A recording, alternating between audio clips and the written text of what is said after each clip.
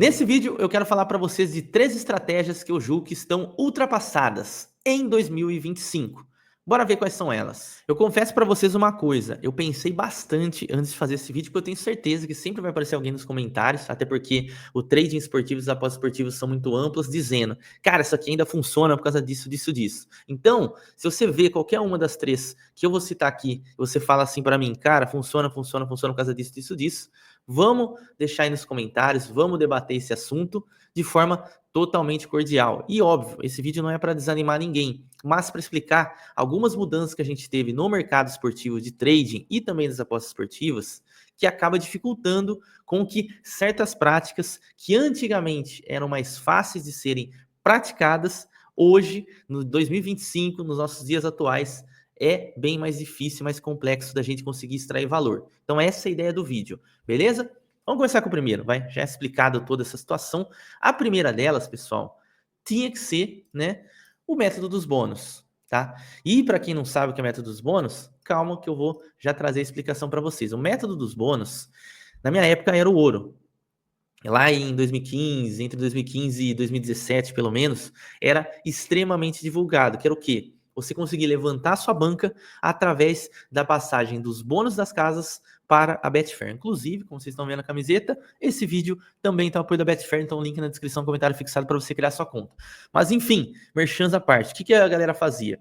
Pegava, lembra dos bônus de registro das casas? Então, por exemplo, você ia registrar numa Bet365, te dava 50% de bônus, certo? E aí o que o cara fazia para conseguir que esse dinheiro se transformasse em uma banca real, né? Que não seja um bônus que ele ia expirar em 30 dias, 60 dias, dependendo da promoção que estava de momento. O cara pegava, tá? Utilizava o bônus dentro da casa e utilizava a mesma entrada na Betfair. Então fazia esse overlap aí. E aí qual que era a ideia? Perder a aposta na casa, tá? E ganhar na Betfair. Então, era uma parada bem interessante, bem curiosa de ser feita, tá? E aí a galera fazia. Inclusive, eu conheci pessoas, tá? Que na época, com pouco dinheiro, chegava a ter uma banca de 2 mil, 3 mil dólares, assim, inicial. Só que aí, eu sempre trago uma ressalva em relação a esse assunto. Por quê? Eu vi muita gente nesse tempo fazendo banca dessa forma, só que eu não aprendi a trabalhar, porque não era um formato de trabalho, né? A mesma coisa que, por exemplo, eu pegar um método e começar a criar a minha banca e, obviamente, aprendendo com aquilo. Não. Você basicamente escolhia uma aposta onde você julgava que na Betfair você escolheria a opção que tinha mais chances de você ganhar aquela aposta. Vou dar um exemplo aqui para vocês. Pegaria um Bayern de Munique, sei lá, enfrentando um Hoffenheim da vida. Aí você dava back no Bayern em um lugar, dava uma dupla chance lá no outro, se você perdesse na Betfair, ou um lay, né, ao Hoffenheim aqui na Betfair, e aí, do outro lado, você dava um back a outro time. Tanto faz, tá? E aí, no fim das contas, a ideia era o quê?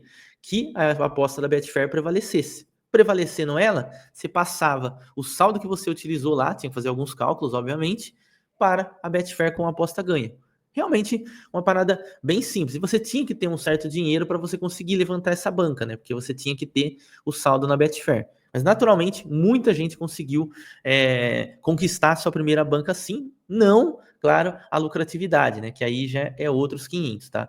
E aí, por que ela se tornou uma estratégia ultrapassada? Por esse motivo aqui, ó. Não existem mais bônus nas casas de apostas com a nova regulamentação. Inclusive, eu fiz um vídeo, né?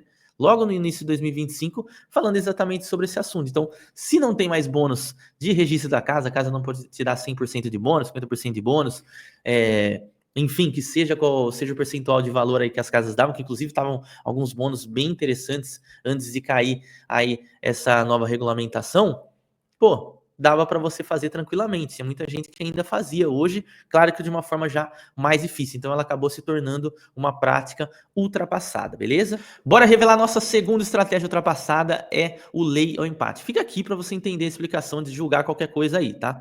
O que é o lei ao empate, pessoal? O lei ao empate é uma estratégia o que consiste em basicamente você trabalhar o lei empate em busca de pegar algum gol de qualquer uma das equipes, tá? Isso era feito desde a época que eu iniciei no trade esportivo, tá? E a galera divulgava bastante e utilizava bastante e era extremamente lucrativa com ela. Por que eu julgo que ela hoje, 2025, é uma estratégia mais ultrapassada? Até, inclusive, a gente tem vídeo sobre ela lá na Learning Bet, tá? Se você quiser testar, fica totalmente à vontade. Claro, mudando alguns critérios. Aqui eu estou citando somente o empate, trabalhando no primeiro tempo, que era como a galera trabalhava, por conta da segurança e pouca variação negativa. Entendeu nada? Fica tranquilo que eu vou mostrar para vocês na prática. Aqui eu vou pegar um exemplo. Tá vendo esse jogo entre Manchester e Wolverhampton? Tá? Agora ele já está no intervalo, né? Mas vamos supor que o jogo está rolando aqui no primeiro tempo. A odd do lei ao empate, ou seja, apostar contra o empate, é 2,60, certo? Vamos lá na ladder para a gente pegar essa situação na prática. Então, por exemplo, fazer uma entrada 2,60, jogavam Manchester e Wolverhampton. Se alguém fizesse gol, qual que era o meu intuito? Pegar uma variância, porque o empate ia subir, porque naturalmente se uma equipe está vencendo, né, pelo menos na lógica, é sinal de que aquele jogo tem menos chance de ocorrer um empate, certo? Certo, mais ou menos. Por quê? Porque antes, cara, o mercado era realmente muito desajustado. E aí, essa odd do empate subia absurdamente, independente de quem fazia o gol. Então, cara, quem pegou essa época, eu infelizmente já não peguei tanto, porque na verdade eu não trabalhei, né? Nessa época eu lei empate, tá? Fui testar tarde e não foi bom para mim.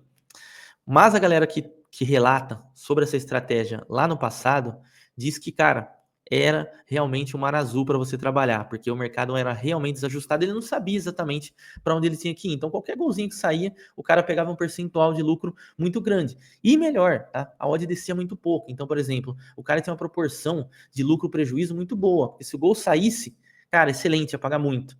Se o gol não saísse, ele ia perder pouco. Olha que curioso. Agora, hoje, o mercado é realmente muito ajustado, então ele desenvolve alguns critérios, né, que são muito mais justos e mais equilibrados. Então, por exemplo, vou pegar uma situação aqui, Bayern Hoffenheim de novo, que a gente utilizou lá. Hoje, se você pega um empate em Bayern Hoffenheim e o Hoffenheim faz gol, você não vai ter lucro. Pelo contrário, você vai ter prejuízo. Por quê? Porque o mercado vai entender que o Bayern, sendo um super favorito, ele vai buscar um empate e, obviamente, esse empate vai acontecer. Então, vocês entenderam como que era a diferença? Antigamente, a galera dizia que não. Não mesmo. O que acontecia? O mercado simplesmente subia, tá ligado? Mesmo sabendo, né, tendo a possibilidade maior do Bayern ir lá empatar. Quer ver um exemplo prático para vocês verem? Ontem, o Corinthians jogou contra o Sport pelo Campeonato Brasileiro. O Corinthians começou amassando, tá? E o Corinthians era o favorito com uma odd abaixo de 2, uma odd próxima ali de 1,70, 1,75. Aqui 1,79 na Betfair, tá? Pra gente levar. O Corinthians tomou o gol aos 45 minutos com o Sérgio Oliveira, certo? Que pena, inclusive. Ainda bem que virou aí porque eu sou corintiano. E aí, prestem atenção na odd do empate. Lembra que eu falei para vocês que o gol foi aos 45, 46 mais ou menos. Aqui é o minuto 0, tá? E essa aqui é a odd do empate aqui na academia, tá? Inclusive tem vídeo mostrando para vocês aqui as funcionalidades da academia, eu vou deixar aqui nos cards também, tá? Então essa odd começou aos 0 minutos, né? Ou seja, no ao vivo, 3.6, 3.5, variando. Momento do gol foi aos 40 e pouco, foi aqui, ó. Exatamente aqui, ó. Ela foi para 3, tá? Ou seja, se o cara trabalhou essa situação aqui no modo 3.4, 3 e pouco, vamos dar um exemplo aqui para vocês do empate, ó. 3,40. A odd foi a 3. O cara tomou 5% de prejuízo. Entenderam? Você vê, mesmo sendo um jogo ali, vamos dizer assim, que o Corinthians era um favorito, mas não era um favorito tanto, né? Mas como no jogo o Corinthians foi melhor e obviamente o Corinthians era favorito, o que o mercado entendeu? Falou, opa, gol do Sport, a chance do empate acontecer é maior. Então, o que a gente faz? Em vez de a gente subir essa odd, a gente desce. Vocês entenderam qual que é a pegada? Então, por isso que essa estratégia acabou sendo muito dificultada. E aí, eu tenho que fazer uma ressalva. Por isso que eu coloquei essa parte aqui do primeiro tempo. Porque ainda hoje, tá?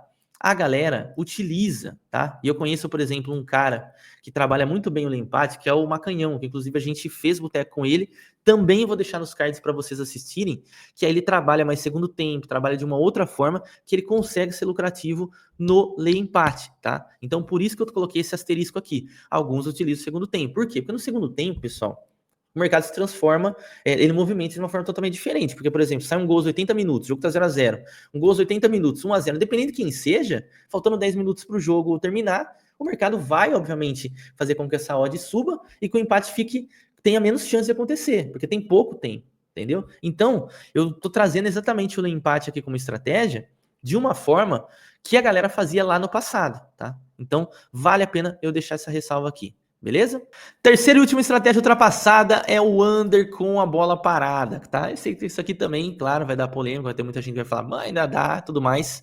Mas como eu citei lá no empate, é uma estratégia mais dificultada a obter lucro, e isso muitas pessoas aí, vocês podem pegar diversas referências que trabalham under, falam exatamente isso que eu vou dizer agora, tá? Que é o quê? O que significa under com bola parada? Trabalhar a variação do mercado de menos gols, pegando lances mortos. O que são lances mortos, Gabica? Lateral, lesão, tiro de meta, etc. Ou seja, aqueles lances da partida onde a bola vai parar, tá? E obviamente vai ter uma probabilidade muito pequena de sair um gol, tá? Então não vai colocar aqui, pelo amor de Deus, escanteio, né? Uma falta direta, não. Lances mortos mesmo, esses exemplos aqui para mim são clássicos. Lateral, lesão, tiro de meta, às vezes até uma discussão dentro de campo que o mercado não fecha. Provavelmente essa odd vai descer. A galera costumava trabalhar tanto no under limit. O que é o under limit, Gabica? Eu vou trazer aqui para vocês uma explicação. Por exemplo, esse jogo aqui tá 0-0, então o under limit, né, é o menos 0,5 gols. Por quê? Porque se sai um gol, esse mercado fecha, tá? E o under à frente, tá? Você pode trabalhar, por exemplo, o 2,5, ó. Esse aqui é um under à frente. Aqui você pode tomar 2 gols, que a sua aposta não vai ser perdida, mas obviamente a odd vai variar. Você pode tomar algum certo prejuízo dependendo da odd que você pegou, tá? Então, essas duas situações, a galera também, mano, lá 2015, 18, 20, enfim, nadou de braçada aqui. Por quê? Porque o que acontecia, pessoal? Quem tinha naquela época, não era todo mundo que tinha stream rápida, né? Ou seja, uma stream com baixo delay. E aí o que acontecia? O cara que tinha uma stream com um ótimo delay, ou seja, que está mais próximo ali do que está acontecendo no ao vivo do jogo, o cara via a bola lateral saindo, o cara clicava, pegava a odd aqui numa situação e ela descia. Vou trazer um exemplo aqui para vocês, tá? Vamos pegar aqui, agora a gente vai trabalhar com stake, tá? Ou seja, para a gente trabalhar a favor. Vou dar um exemplo para vocês. Imagina que o menos tá aqui a 1,70, tá? Menos 0,5 gols tá a 1,70, certo? Saiu lateral, putz, bola vai parar. Cliquei, deu 5 segundos, pá, entrou ali na Betfair, show de bola. Até o cara bater o lateral, o cara já tava fechando a posição em 66, por exemplo, tá? Óbvio que o cara tem que ter o mérito total de ter uma leitura boa de mercado, senão ele não ia conseguir fazer isso daqui. Mas basicamente era isso que a galera fazia. Tiro de meta, falta que não seja perigosa, lesão, entendeu? Lateral lá no campo de defesa, enfim. Ou seja, o cara praticamente era risco zero, né? Porque o cara ia lá, o goleiro pegar a bola, bater o tiro de meta e tal. E o que relatam as principais pessoas, né, que trabalham o mercado de under aí? Vocês podem pesquisar que vocês vão encontrar isso daqui. Que o mercado dificultou muito essa entrada, fazendo que você precise estar dentro antes do lance acontecer para conseguir pegar a correção. Ou seja, o que acontece hoje? Imagina que a bola tá rolando, tá? A partida tá rolando aqui, sai um lateral. Aí você vai tentar pegar a odd, tá 1,70, mesmo exemplo. A hora que você vai pegar o mercado em 70, ele já desceu em 67 e você já não pegou. Ou seja, a descida aconteceu no exato momento que a bola saiu, ele só cai de uma vez. Porque antes, uma das coisas que eu percebo no mercado, isso acontece também no Match Odds, que antigamente o mercado ele parecia ser mais volátil. No sentido de quê, pessoal? Que, por exemplo, você conseguia, né, com mais facilidade, por exemplo, pegar uma odd em 71 e fechar em 70 aqui em segundos. Hoje, o que me parece é que o mercado ele faz o quê? Você tem que pegar em 70, espera. Putz, saiu o tiro de meta. Aí o que ele faz? Em vez de ele bater 69 aqui rapidinho, né, fazer essa variação, não. Ele trava em 70 e depois, na hora que ele desce em 65, por exemplo. Tá? E aí, obviamente, dificulta o cara de não estar no lance. Então, o que a galera costuma fazer, né, a galera do under agora, que eu venho observando o pessoal relatando? Eles vão e pegam aquela situação antes do lance acontecer, julgando que aquele lance não é perigoso. Então, por exemplo, tem um time lá, eles estão analisando ali o jogo. Pô, o Corinthians não tá atacando bem, o Corinthians não tá levando perigo nenhum pro adversário. E aí, o que ele faz? Cara, vou comprar aqui, tá o momento dessa odd descer, obviamente com leitura de mercado. Ele compra o ataque do Corinthians, o Corinthians tenta o ataque, chuta uma bola para fora.